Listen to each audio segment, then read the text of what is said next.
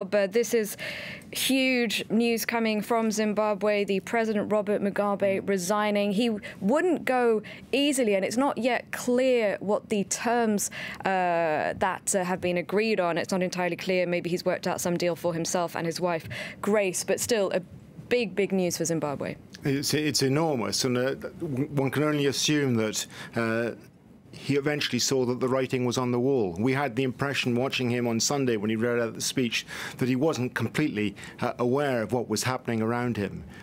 Some people said that he had changed the speech himself, replaced it with another one, which is why we didn't get the resignation in it. We don't really know, but the abiding impression we got from that moment was of a man who's really lost control, who's bewildered by what's happening around him, and at the same time was presenting a bewildering idea of reality to the people of his country, which left them totally baffled.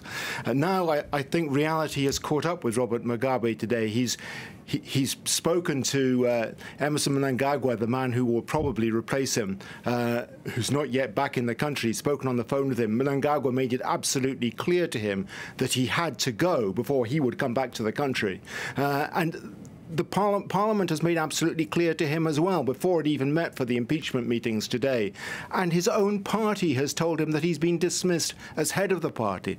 So I think that, combined with the advice he's been getting from the army and from regional leaders, including the South African leader and the Angolan leader, has finally convinced him that he's just got to go. There is no alternative except humiliation for both him and his wife. You're right. We don't know the details of the agreement, whether there is immunity for him and for Grace Mugabe, who's widely reviled in Zimbabwe.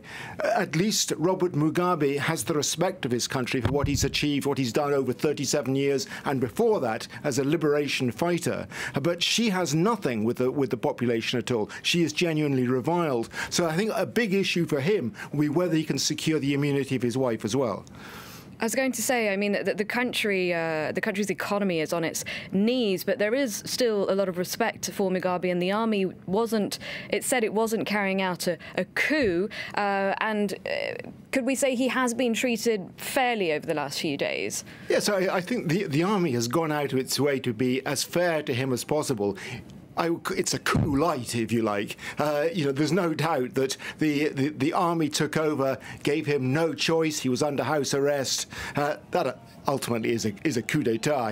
He was detained effectively. But they've also attempted to move according to the constitution. They wanted to make the party take the decisions. They wanted to make Parliament to take the decisions. The big issue now, I think, is going to be the future.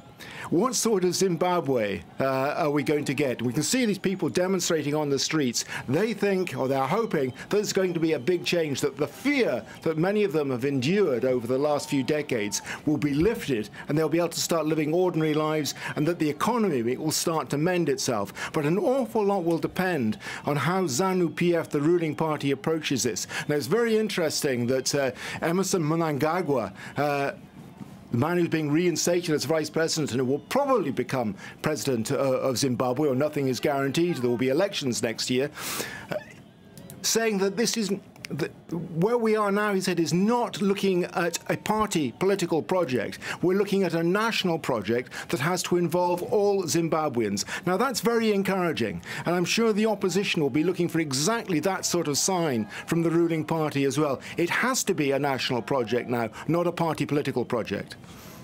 Thank you, Rob. Now, for those of you just joining us, this special coverage after news from Zimbabwe of the resignation of President Robert Mugabe. You're seeing here scenes of joy in Harare. This after proceedings had begun to impeach the president. Now, turning back to you, Rob, like you say, this is big news in Zimbabwe, news that has been greeted with joy, jubilation in the streets, but not a democratic transition. The vice president, like you say, likely to take over as president. And the opposition leader earlier today, Morgan Tsvangirai, he had been calling for elections. Well, there will be elections. They're coming next year. But what Morgan Tsvangirai wanted from Parliament was due process. There were many people calling for the for the process to be speeded up, to get rid of Robert Mugabe within a couple of days. What Tsvangirai was saying is, no, we have to go through all the formal procedures to show that this is being done correctly and according to the book. Yes, I should have said he wanted free and fair elections, not just elections. Exactly. Everything should be done according to the Constitution, making the point that the days of going outside the Constitution were associated with Robert Mugabe and they have to stay in the past. The future of Zimbabwe has to be a country in which the rule of law is uppermost. And that I think, is going to be the centre part of the debate on the future of Zimbabwe in the months ahead, before those elections, presidential and parliamentary, which are due to take place next year. Everybody will be watching, not just the continent of Africa, where this will be a vastly important election, but throughout the world as well, because Zimbabwe is a very important country.